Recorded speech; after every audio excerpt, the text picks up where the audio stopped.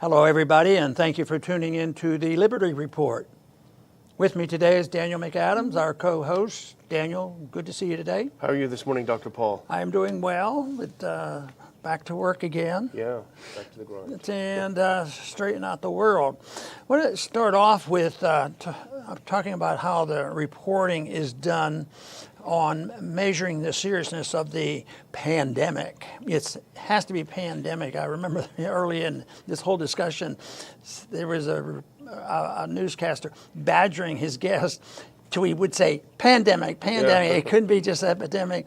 Well, anyway, we've been through all that, but right now, it continues, and there's a lot of distortion on the way they report, and we want to talk about that. Statistics are important to get what they want. Sometimes, if it's described right in the way they fill out forms, you get more money. I remember a long time ago, and this should be a short little story, is I didn't take Medicare and Medicaid, and I didn't believe it. And I met one of my colleagues, and he was doing that. And I said, well, one thing is I thought he'd appeal to the fact that, if deliveries were $1,000 and the government was paying $600, he says, oh, no, that's no problem. He says, you'd be surprised how many diagnoses we can put on the sheet. And this is the average doctor, just succumb to it all. And that, of course, is what's happening here because they get much bigger reimbursements. But, the other thing that has turned out to be a real joke are the rules. Yeah. First, the lockdown's idiotic. It's very costly. It costs lives, more illnesses with people. It costs disruption of lives. Many people, suicide rates going up, and all these things.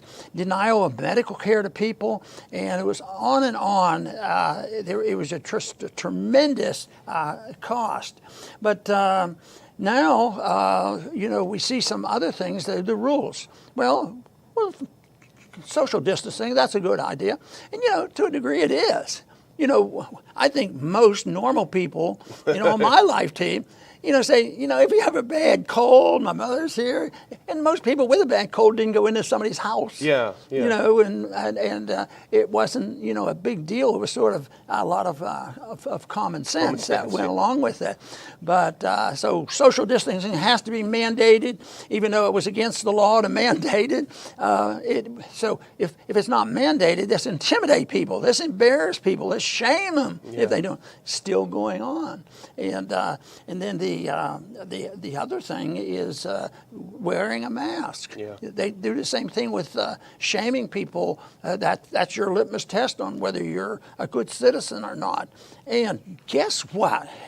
But I know you already know this. The masks probably aren't all what they say they are. Yeah. I've worn a lot of masks, but under the circumstances of deliveries and surgery and all.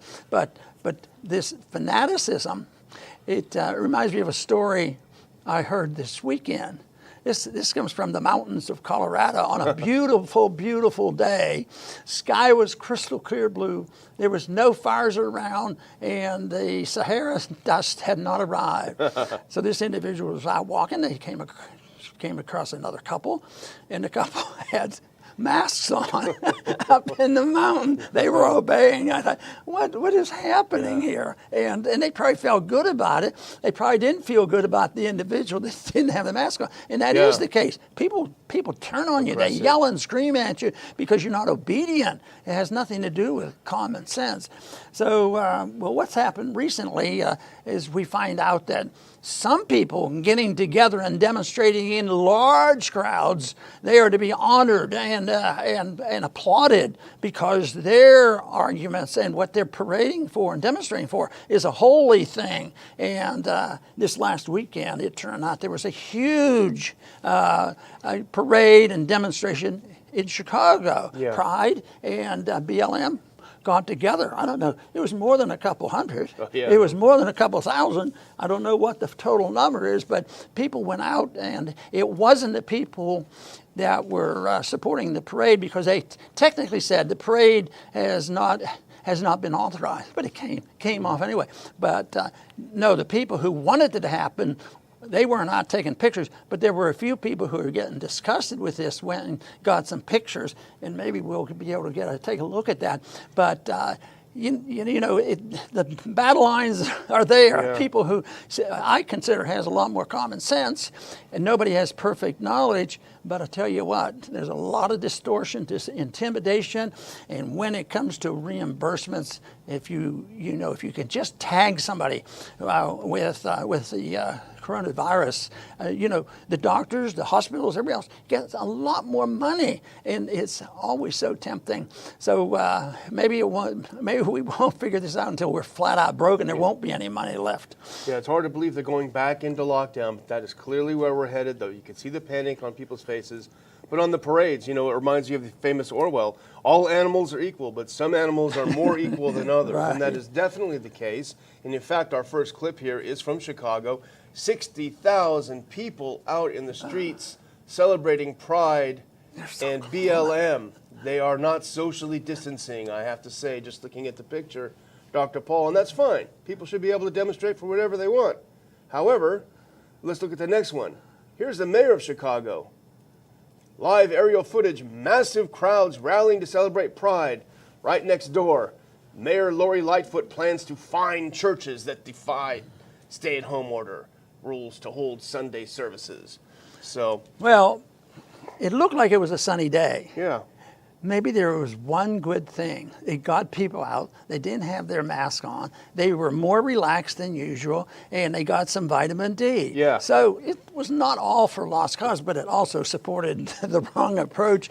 If it had been a libertarian group out there, they wouldn't have been acknowledged, or they would have been arrested or something because you guys don't have your mask on, this sort of thing. So it's a real shame of what we're going through, but I think more and more people are waking up, and I think that's good.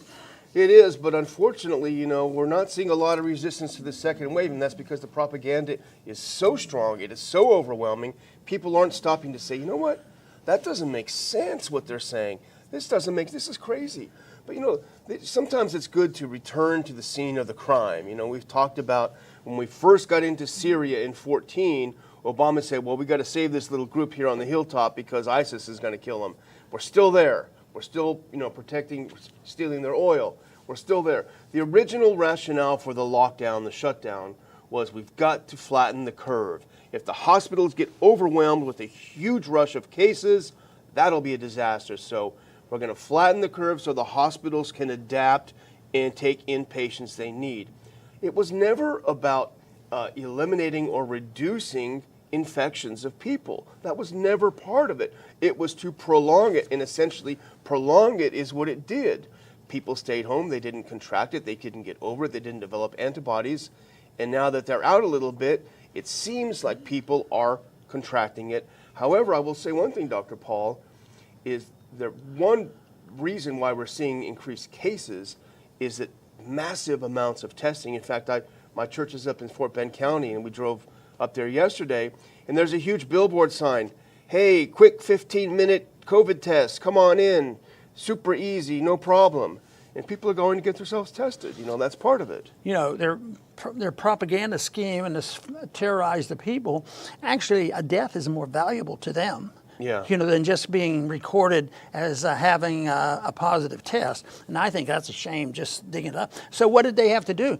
They had to turn it around and make it sound like cases are important. And they had the ammunition there. There's a lot of more cases. People didn't go. I see they have people so scared and so frightened about what's going on. Lines and lines of people lining up to get their test. The last thing they need is a test if they're healthy. What's going to help? If you're worried about it and concerned, don't go where you don't want to go. Yeah. And if you think you might have something, don't go to a nursing home. That would be. Instead, you say, "Well, you're heartless." Yeah. when the government gets involved, you have the Cuomos of the world deciding what should happen at the nursing home. And I think I saw one statistic that 85% of the deaths came from the nursing home. Yeah. And that's places, that's where the most central management, it's all Medicare, it's all government regulated, and that's where all the deaths were. And some people, unfortunately, might even suggest maybe it wasn't just a poor choice. Yeah, maybe not just an not. accident. Well, here's something to demonstrate this. I mean, this is so clear. This next clip is so clear, Dr. Paul, and it's a little small. This is from the New York Times. This is not some conspiracy site. The top picture is the new reported cases by day in the U.S.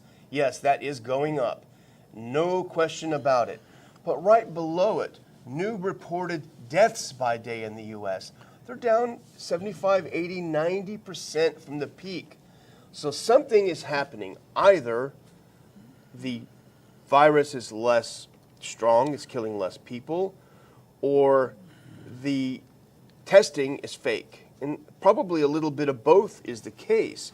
But, and you wrote about it this week. It was always about death count, 100,000 death count, death. Then all of a sudden they switch on a dime. Nobody even says death count anymore. It's only about rate increase. Meanwhile, massive increase. I sent you something over the weekend, actually. This doctor in Texas said everyone that's coming in now for their long-delayed surgeries, things of this nature, they're all coming in and they get tested when they walk through the door. If they test positive, they're immediately listed as COVID, not just COVID positive, but COVID hospitalizations. And that, of course, gets them more money, but that's why you're seeing the spike. And then it ends up, they say they died from coronavirus, not with with not from, exactly. Well, this is all basically bad news, but a little bit of good news is the hospitals have had enough. They're in the middle of this. They get their money into payments, and medical care now is a federal operation, and they were annoyed by saying, well, the hospitals can't handle it. It's a disaster. We have more cases than ever before. And the hospitals in Houston, led by Methodists, I think it was, had a press conference. And these leaders of the hospital say, they're overblowing. It is not true. And they pointing out the statistics that the hospitals are more open and more beds available than 1 year ago. Yeah, when there was no COVID. So it's all concocted.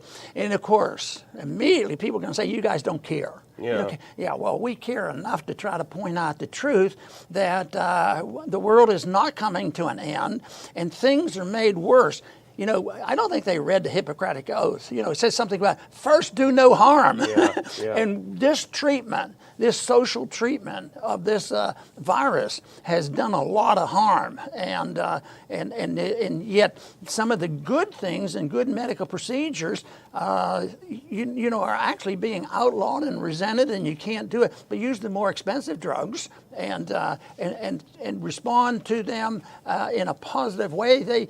They won't accept the fact that doctors and patients and independent people can figure this out now because it's so artificial, and unfortunately it's a money game. That is so tragic. And I don't, this is terrible because I have a lot of physicians in the family.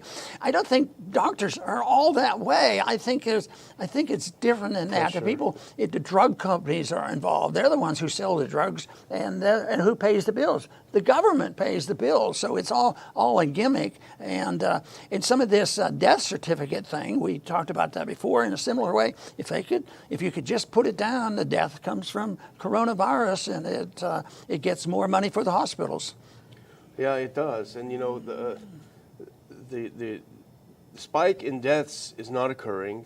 Heather McDonald had a good piece in Spectator US, and she pointed out that Texas daily deaths are jumping around a little bit, but there's nothing to justify what Governor Abbott did over the weekend, which is, okay, bars, you were open for a couple weeks, no more. It's all your fault. It's all your fault. Things are jumping. But what Heather points out, we're now to the point where I think it's down to 500 deaths a day in the whole U.S., something like that, which is tragic. But as Heather McDonald points out in The Spectator, daily deaths from heart disease and cancer, 3,400. Nobody talks about that. They're talking about this declining death rate, in the U.S. And it's You know, if the lockdowns were a mistake the first time, which they were, we see the devastation to the economy. Now they're based on just hot air, more cases. You still have 99.8% or more chance of surviving, even if you get it, even if you come down with symptoms, you have a huge chance of surviving it. You know, in our two towns, Lake Jackson and Clute, we're in Clute, to live in Lake Jackson. You went out and did some testing today to find out how it worked, because these are new rules. And the two issued rules together. My first assumption was headline, Lake Jackson Clute issues more rules. You know, it's second wave, we've got to be prepared. But the rules aren't exactly the same between Clute, and yet the excitement and the headlines, even in our local papers, they can get pretty excited about what's going on. It's a misleading headline. The local paper said, mayors of Clute and Lake Jackson mandate masks in all businesses. And in Clute, if you read it, they do require a mask, but it's in a very clever way. In Lake Jackson, it's not as clear. Businesses that can't social distance must put up a policy that includes masks. But here's the thing that really gets me about this, Dr. Paul, and I am pretty disappointed with the mayors of both of these towns, and it is pretty disappointing and embarrassing to see them jumping to this level. But here's what they're doing, because they know there is no law that says you must wear a mask, and so you're going to have to wear a mask or go to jail. They can't do that. There's no law. So what they're doing is something very insidious. And I wish some lawyers would get a hold of this, because I can't believe it's legal. They are issuing a decree. The mayor is issuing a decree to businesses. If you want to operate your business in this town, you must act as police officers yourself. You must look at every person coming into your business and do the job of the police and tell them you can't come in without a mask on. And if you don't do that, we're going to fire you $1,000. We're going to fine you $1,000 for everyone who comes in. So they're literally forcing these private companies to act as a police force to enforce a law that's not a law, that they know is not a law, and they know they can't enforce on individuals. Yeah, and they feel compelled to do it. I think that same example can be made about the churches. You know, not every minister wants to take it upon himself to say, to heck with all these recommendations, it might endanger our parishioners, and on and on. So they go along because that's the last thing they need, is fighting with the government, and they feel like they're being patriotic, good citizens by going along and not questioning anything they say. Yeah, and you know, our vice president was in Dallas over the weekend, and he met with Governor Abbott. They were there for the Freedom Celebration. You know, Orwell is getting really heavy here. Just as Governor Abbott is restricting our freedoms in Texas, Pence rolls in to celebrate freedom with Governor Abbott. You know, I guess freedom is slavery, you know, as Orwell said. But it is a shame, and it's too bad that Abbott's doing it. And I like seeing the fact that a few of these bars are saying we're not going to do it, and a few of the police forces are saying we're not going to enforce this. So it's good news, but still, the fear is there. The fear is there. People are getting angry if you don't wear a mask. They're getting mad at you because they've been conditioned now by fake news, fake media propaganda, that cases equal deaths, you know. Well, there's not a whole lot of good news there. There's a little bit of good news, and I think the charts you put up are the best things. That maybe it'll sink in. That is, yes, there are more cases, but that's because we do more testing. Doesn't mean anything about the seriousness. It doesn't tell you who's sick, who isn't sick. It doesn't even deal with the deaths occur, because the deaths are going down, and that wouldn't be good propaganda for their lockdown. Yeah. And the lockdown is a big deal, and it of course blends in with the slump and the downturn of the stock market and our correction, our recession that we're in. So that is a big deal. But I wanted to mention one other thing that was in the news today. It's a little bit on a different subject, but it's also part of the way Washington works. You know, and the people, especially the deep state behind the scenes, how they have to stir up trouble. And believe it or not, it looks like they're continuing with stirring up trouble because Trump hates he's wheeling and dealing with Russia, and Russia are the monsters of the world. And right now, the Washington Post, the Wall Street Journal, they published this. They said that we were paying paying bounties if we could get the Taliban. No, the Russians were paying bounties to kill Americans. Americans in Afghanistan. I think this is one place where Trump's probably pretty serious. I just want to leave. Yeah. I think he'd consider it a political coup if we didn't have any troops in Afghanistan. But that's a big deal, and Trump's not doing enough about it. They use that if the Russians are doing this is really terrible, and he better stand up, try to embarrass Trump. Same way with coronavirus. I think deep down in their hearts, they probably, thought this thing up because, Trump is eating our lunch with giant rallies. Yeah. Nobody has ever done that before, and that has to stop. So he did. And who's doing the big rallies now? Yeah. Black Lives Matter and Pride, the Democratic Party. and nobody says boo. So I think that the good news is that the statistics are on our side. They're going to wake up, but it'll probably change the day after the election, unless Trump wins again, and then they have to really go bear down on him. More impeachment. Yeah. Well, I would just end up, Dr. Paul, with something that I think is important to think about, and this is from the CDC itself, because a lot of people are getting their tests back and they're saying you tested positive for coronavirus, and that's a huge spike. But this is from the CDC's own website. They're telling people, hey, if you test positive, a positive test result shows you might have antibodies from an infection with the virus that causes COVID-19. And here's the interesting part. However, there is a chance a positive result means that you have antibodies from an infection with the virus from the same family of viruses called coronaviruses, such as the one that causes the common cold. Does that give you a lot of confidence, Dr. Paul, that is real COVID-19 cases? It doesn't, and they're cooking the books. They need to cook the books because they need to reinstill the fear.